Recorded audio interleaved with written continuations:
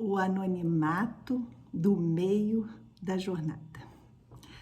Deuteronômio 2, versículo 14 diz: E os dias que caminhamos desde Cádiz Barneia até que passamos o ribeiro de Zered foram 38 anos, até que toda aquela geração dos homens de guerra se consumiu no meio do arraial, como o Senhor lhe jurara.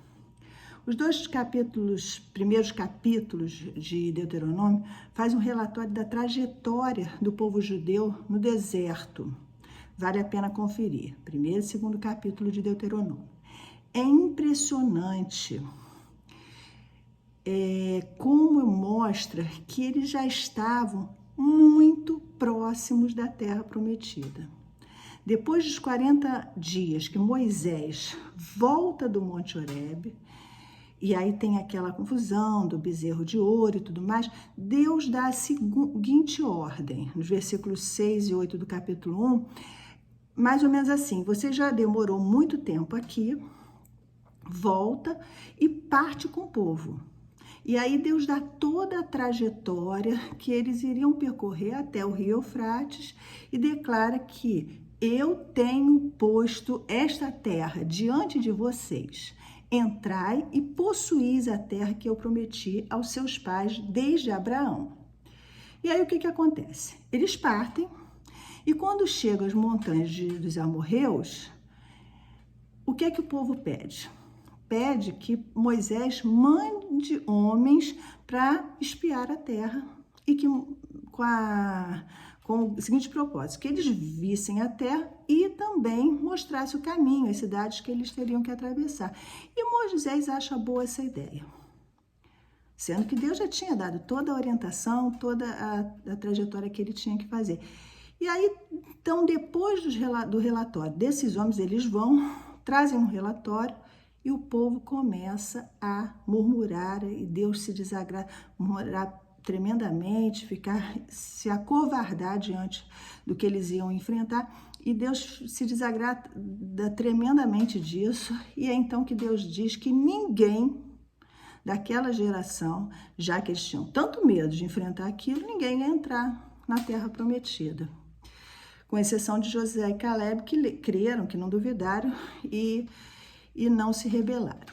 Bem, então, no deserto de Parã, Cádiz serviu por muito tempo como principal acampamento de Israel. Foi de lá que se mandou os espias, para ver a terra. Foi de lá que Moisés foi até o Monte Nebo e também visualizou a terra prometida. Mas de lá eles partiram e levaram 38 anos até passar pelo ribeiro de Zered, como diz o versículo que eu li no capítulo 2, versículo 14. Bem, vocês têm a noção que eles entrariam na terra com um pouco mais de 2 anos de peregrinação. Vocês se deram conta de que eles estavam tão próximos que estava fácil até chegar ao ponto que eles visualizassem a terra.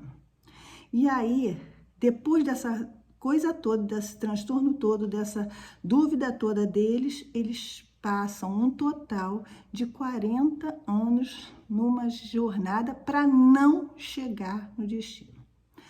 No meio dessa caminhada, muitas coisas aconteceram, mas ficou no anonimato, ficou no silêncio.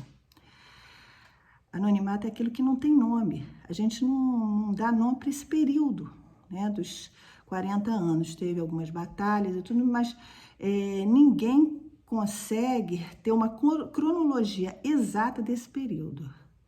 Mas no meio da caminhada, a gente sabe que era crucial para que eles chegassem ao fim. Na antiguidade, os números tinham um grande significado para o povo. Na Bíblia aparece diversas vezes o número 40. Muito, com períodos, e acredita-se que significava que era um período suficiente para a preparação de algo novo, tanto de castigo quanto de preparação mesmo. Então, pode ser que esses tempos não tenham sido literais, de 40 dias, 40 noites e tudo mais, mas era um tempo próprio de Deus, de preparo de Deus. Então, a gente vê Paulo com 40 chibatadas, Noé, e várias vezes tem o número 40. Eu vou citar alguns aqui. Noé se preparou 40 dias e 40 noites para viver um novo mundo, uma nova terra. Moisés esteve no Monte Horebe por 40 dias para viver as novas ordenanças de Deus e a orientação de Deus. Elias esteve 40 dias também no Monte Horebe em jejum para viver a vitória contra os inimigos. Jesus jejuou por 40 dias para viver e iniciar o seu ministério. Uma coisa eu sei, uma das coisas, ninguém fala sobre as crises que ocorreram dentro da arca no 20º dia. Ninguém fala sobre a angústia e depressão que passou Elias no 20º dia. A Bíblia fala tanto em Lucas quanto em Marcos que Jesus foi tentado durante 40 dias, que só sentiu fome no último dia, mas ninguém relata as suas experiências no 20º dia. Uma coisa é certa, é vencendo o anonimato, o silêncio, o deserto do meio do caminho que a gente chega ao final. Na metade da jornada, não é hora de olhar para trás, não é hora de desanimar, ao contrário, é hora de redobrar a atenção, porque pode ser a hora do silêncio e do anonimato. Você já pensou que Deus está mostrando no meio dessa caminhada que você está, que você tem que retomar aquilo que você largou? Que você tem que retomar toda a bagagem que você tinha no início da sua jornada? Há quanto tempo você não dedicava tantos momentos para a oração? Tantos momentos da sua vida para a leitura da palavra de Deus, para a adoração, para ouvir a voz de Deus? Deus continua aqui do mesmo jeitinho. Ele se mostra, ele manda a nuvem para te guiar, ele manda a coluna de fogo para iluminar o seu caminho. De alguma forma, ele manda o maná para te alimentar, ele faz a água brotar da rocha para te saciar a sua sede. Ele continua aqui, nos amando, cuidando de nós, nos protegendo, nos dando vitória nas batalhas e mais ainda. Eu sei que o Espírito Santo já está falando com você nesse sentido. Essa palavra só vai ser uma confirmação. Esse é o meio da jornada. E é nesse silêncio, nesse anonimato que Deus está falando com você. Pastor, líder, é hora de retomar a sua visão. É hora de retomar o seu primeiro chamado, o seu genuíno chamado missionário, os seus projetos audaciosos, a alegria do teu ministério. Jovem, é hora de retomar a entrega, a dedicação. Como Paulo diz, eu vos escrevo porque sois fortes.